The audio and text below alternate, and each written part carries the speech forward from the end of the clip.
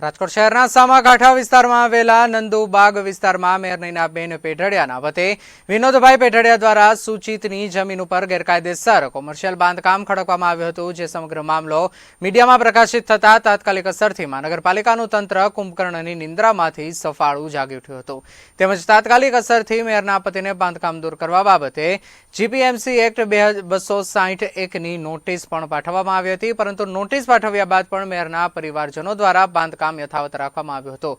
જોકે મીડિયા દ્વારા તે બાબતનો પણ અહેવાલ પ્રસારિત કરવામાં આવતા તાત્કાલિક અસરથી આસિસ્ટન્ટ ટાઉન પ્લાનિંગ ઓફિસર ઘટના સ્થળ ખાતે દોડી ગયા હતા. તેમજ ત્યારબાદ કામ બંધ કરવામાં આવ્યું છે. ત્યારે સમગ્ર મામલે જિલ્લા કલેક્ટર ઓમપ્રકાશનું નિવેદન સામે આવ્યું છે. જિલ્લા કલેક્ટર ઓમપ્રકાશ દ્વારા જણાવવામાં આવ્યું હતું કે નંદુબાગ વિસ્તારમાં આવેલી શિવશક્તિ સોસાયટી 1997માં બનાવવામાં આવી હતી. જમીન સંદર્ભે 2017 તેમજ 2022માં બિનખેતી કરવાની અરજી પણ આવી હતી, પરંતુ બંને વખત અરજી તંત્ર દ્વારા ફગાવી દેવામાં આવી છે. મેયરના પરિવારજનો દ્વારા જે જમીન ઉપર બાંધકામ કરવામાં આવ્યું છે તે શ્રી સરકારવાળી જગ્યા છે, પરંતુ તેમાં સોસાયટી બનેલી હોવાથી આ જગ્યા સૂચિતમાં આવે છે. સરકારના નિયમો અનુસાર સૂચિત સોસાયટી રેગ્યુલાઇઝ થઈ શકે છે, પરંતુ ન્યૂ શિવશક્તિ સોસાયટીને રેગ્યુલાઇઝ કરવાની કોઈ પણ અરજી અત્યાર સુધીમાં કલેક્ટર તંત્રને મળી નથી.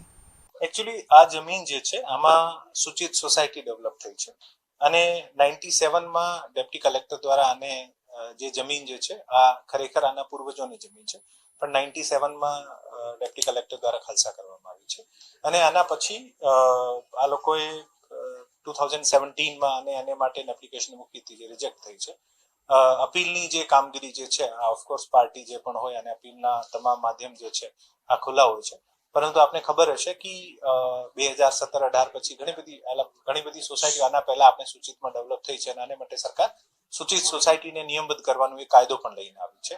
સો આ પ્રકારનું બાંધકામ છે જે આપણે આખા રાજકોટની પેરીફેરીમાં લાગુ પડે છે કે સૂચિત બાંધકામની શ્રેણીમાં આવતું હોય, અને સૂચિત બાંધકામની શ્રેણીમાં તમામ રહીશો જે છે આને સરકાર અધિકાર આપે છે કે પોતપોતાના વેલિડ આધાર પુરાવા રજૂ કરીને આને આપ નિયમબદ્ધ કરાવી શકો છો.